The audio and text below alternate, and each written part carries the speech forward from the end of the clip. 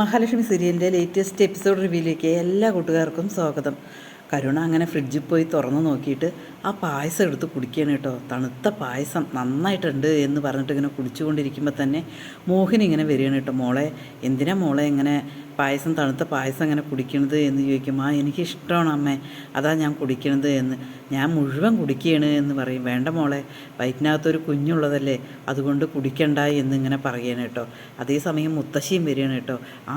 മോള് പായസം കുടിക്കുകയാണോ എന്നിങ്ങനെ ചോദിക്കുക. മുത്തശ്ശി, എനിക്ക് പായസം ഭയങ്കര ഇഷ്ടമാണ്, അതുകൊണ്ട് ഞാൻ കുടിക്കുകയാണ്, നല്ല രസമാണ്. മുത്തശ്ശിക്ക് വേണോ ചോദിക്കും. എനിക്ക് വേണ്ട മോളെ എന്ന് ചോദിക്കും. മോഹിനിയോടും ചോദിക്കണം കേട്ടോ, പായസം വേണോ ചോദിക്കുക. എനിക്ക് വേണ്ട, ഞാനൊരു ഗ്ലാസ് കുടിച്ചല്ലോ മോള് തന്നത് പറഞ്ഞ്. പായസം കുതിച്ച് ബാക്കിയെല്ലാം കുടിച്ചല്ലോ എന്നിങ്ങനെ പറയണം കേട്ടോ. പിന്നീട് മുത്തശ്ശി ഇങ്ങനെ പറയുന്നുണ്ട്, നിൻ്റെ മോളും മരുമാനും പോയിട്ട് വിളിച്ചോ എന്നിങ്ങനെ ചോദിക്കില്ല, വിളിച്ചിട്ടില്ല എന്നിങ്ങനെ പറയാം കേട്ടോ. എന്താണ് ഇങ്ങനെ ചോദിക്കണത് നിങ്ങൾ പ്രത്യേകിച്ച്? ഞങ്ങൾ നിൻ്റെ പിറന്നാൾ ആദ്യമായിട്ട് കേക്ക് മുറിച്ച് ആഘോഷിച്ചതല്ലേ, നിൻ്റെ മരുമകനും മോളും ഇവിടെ വന്നതല്ലേ, ഞങ്ങൾ ആരെങ്കിലും അവളോട് അനിഷ്ടത്തോട് ചെയ്തോ? ഞങ്ങൾ ഇനി ഒരു കാര്യവും അവളോട് ചെയ്യുന്നില്ല. അനിഷ്ടത്തോട് എന്ത് ചെയ്താലും ഞങ്ങൾക്ക് തന്നെ അത് തിരിച്ചു കിട്ടും. അത് കാരണം ഞങ്ങൾ ഒന്നും ചെയ്യുന്നില്ല എന്നിങ്ങനെ പറയണ്ടോ. അത് കേൾക്കുമ്പോൾ മോഹിനി പറയും, അതൊരു നല്ല കാര്യമാണ്, അത് നിങ്ങൾ മനസ്സിലാക്കിയെങ്കിൽ കരുണമോളുടെ വയറ്റിൽ ജനിക്കുന്ന കുഞ്ഞിനെയെങ്കിലും നല്ല കാര്യം നടക്കും, അത് നിങ്ങൾ മനസ്സിലാക്കിയാൽ മതി എന്നിങ്ങനെ പറയണം കേട്ടോ. അതേസമയം മോഹിനി പായസം കുടിച്ചു എന്ന് പറയുമ്പോൾ കരുണയ്ക്ക് ആകെ ഒരു വിഷമം വരികയാണ് കേട്ടോ. പിന്നീട് മോഹിനി പറയുന്നുണ്ട്, മോളെ മുഴുവൻ കുടിക്കണ്ട, പകുതി എടുത്ത് വെക്ക്, നാളെ കുടിക്കാമെന്നിങ്ങനെ പറഞ്ഞിട്ട് മോഹിനി പോവുകയാണ് കേട്ടോ. പിന്നീട് മുത്തശ്ശി പറയുന്നുണ്ട്, മോള് കുടിച്ചോ, എൻ്റെ പൊന്നു മോള് കുടിച്ചോ എന്നിങ്ങനെ പറയണം കേട്ടോ. അമ്മ കുടിച്ചു, എനിക്കതൊരു ഭയങ്കര വിഷമമാണ് പറയും. നിനക്ക് നിൻ്റെ അമ്മയോട് സ്നേഹമുണ്ട്, പക്ഷെ നിൻ്റെ അമ്മയ്ക്ക് നിന്നോട് സ്നേഹമില്ല, അവളോടാണ് സ്നേഹം. അവൾക്ക് അങ്ങനെ ഏനക്കേട് എന്തെങ്കിലും വന്നു കഴിഞ്ഞാൽ നമുക്ക് ആ വൈദ്യരുടെ അടുത്ത് പോയിട്ട് മരുന്ന് വാങ്ങി കൊണ്ടുവരാം എന്നിങ്ങനെ പറയുകയാണ് കേട്ടോ. പിന്നീട് കാണിക്കുന്നത് മേഘനാഥനും വാമദേവനും കൂടി ഇങ്ങനെ സംസാരിക്കുകയാണ് കേട്ടോ. എന്തായാലും ശരി, കരുണ മിടുക്കിയാണ്, എല്ലാ കാര്യങ്ങളും ചെയ്തല്ലോ, അത് നല്ല സന്തോഷമായി എന്നിങ്ങനെ പറയുകയാണ്. അവൻ പോയി കഴിഞ്ഞിട്ട് അവൻ്റെ കംപ്ലീറ്റ് സ്വത്തുക്കളും എനിക്ക് പകുതി എടുക്കണം, ഫൈനാൻസും എല്ലാ കാര്യങ്ങളും. അതേപോലെ സാഗറിനുള്ള പണി ഞാൻ ഒരുക്കി വെച്ചിട്ടുണ്ട്.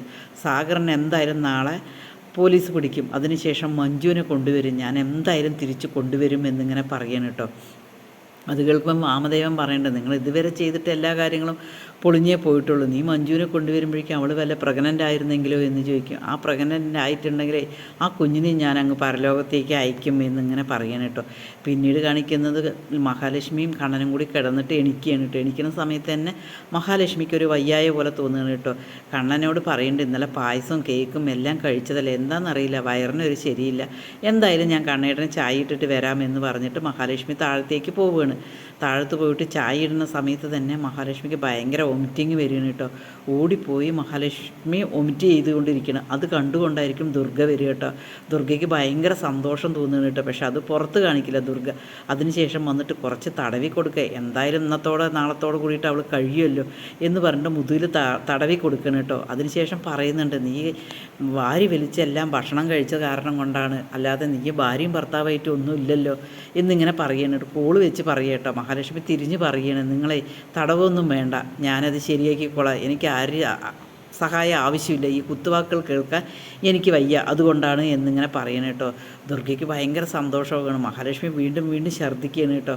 അത് കണ്ടുകൊണ്ട് ദുർഗ ഓടി ഉണ്ണിയുടെ അടുത്തേക്ക് പോവുകയാണ് കേട്ടോ. ഉണ്ണിയുടെ അടുത്ത് പോയിട്ട് പറയണം, മോനെ അവൾക്ക് ഏനക്കേട് തുടങ്ങി എന്നിങ്ങനെ പറയണം. ആണോ, ഏതായാലും നന്നായി, കരുണ പറഞ്ഞില്ലല്ലോ, ഇന്ന് രാവിലെ തന്നെ തുടങ്ങുമെന്ന് പറഞ്ഞില്ലല്ലോ എന്നിങ്ങനെ പറയണം കേട്ടോ. എന്തായാലും ശരി, മോളോട് വിളിച്ച് പറ, അവൾക്ക് സന്തോഷമാകും. എന്തായാലും നീ അവളെ പതുക്കെ ഹോസ്പിറ്റലിലേക്ക് കൊണ്ടുപോകാൻ പാടുള്ളൂ എന്നിങ്ങനെ പറയാം. അത് കേൾക്കുമ്പോൾ ഉണ്ണി പറയും, ഞാൻ എന്തായാലും പതുക്കെ തന്നെ കൊണ്ടുപോകുള്ളൂ, അവൾ ഛർദ്ദിച്ച് ചോര ഛർദ്ദിച്ച് അവൾ മരിക്കണം, അതാണ് എൻ്റെ ആവശ്യം എന്നിങ്ങനെ പറയണം കേട്ടോ.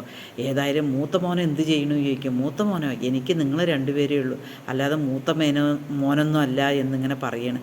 അവൻ്റെ കാര്യമാണ്, അവനൊന്നും ആയിട്ടില്ല എന്നിങ്ങനെ പറയണം. ഏതായാലും ശരി, മോളൊന്ന് വിളിച്ച് പറ എന്ന് പറയും. എല്ലാ സ്വത്തുക്കളും കിട്ടിക്കഴിഞ്ഞ് കഴിഞ്ഞാൽ എൻ്റെ മോളെ വിളിച്ചു കൊണ്ടുവരണം എന്നിങ്ങനെ പറയണം കേട്ടോ ദുർഗ. അവളെ വിളിച്ചു കൊണ്ടുവരാൻ, അവളെ ഒരിക്കലും ഞാൻ വിളിച്ചു കൊണ്ടുവരില്ല, അവൾ സാഗറിൻ്റെ കൂടെ പോയത് തെണ്ടിത്തരല്ലേ ചെയ്തത് എന്നിങ്ങനെ പറയും. മോനെ, അവളെ എനിക്ക് വിളിച്ചിട്ട് വരണം, എൻ്റെ മനസ്സിലൊരു നീറ്റലാണ് അവൾ, എന്നിട്ട് മേഘനാഥനെ കൊടുക്കാനാണ് എന്നിങ്ങനെ പറയും. മേഘനാഥൻ ഇനി ഒരിക്കലും അവളെ സ്വീകരിക്കില്ല, അഥവാ സ്വീകരിച്ചാലും ഈ സ്വത്തിൻ്റെ പേരിലായിരിക്കും. അവൾക്ക് ഒരിക്കലും ഒരു ദാമ്പത്യം ഉണ്ടാവില്ല എന്നിങ്ങനെ പറയണം. അമ്മേ, എനിക്ക് അവളോട് കുനിട്ടുണ്ടായിട്ടൊന്നുമല്ല. കണ്ണൻ്റെ പകുതി സ്വത്ത് കിട്ടിയാൽ തന്നെ എനിക്ക് 10 തലമുറയ്ക്ക് ജീവിക്കാനുള്ളതുണ്ടാവും. പിന്നെ എന്താണ് എന്നിങ്ങനെ ചോദിക്കുകയാണ് കേട്ടോ.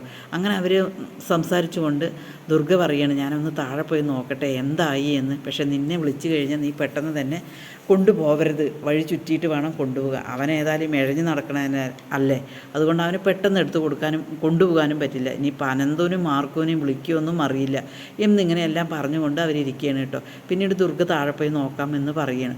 അതേസമയം ഉണ്ണി കരുണയോട് വിളിച്ച് പറഞ്ഞിട്ട് കരുണയും മുത്തശ്ശിയും പ്രതാപനും കൂടി ഇങ്ങനെ പൊട്ടി പൊട്ടി ചിരിക്കണം കേട്ടോ. ഓ എനിക്ക് വയ്യേ, ഇനി അവൾ ശരിക്കും പ്രേതമായിട്ട് ഇങ്ങനെ അലയും എന്നിങ്ങനെ പറയണം. അവർക്ക് സന്തോഷം സഹിക്കാൻ വയ്യില്ല കേട്ടോ.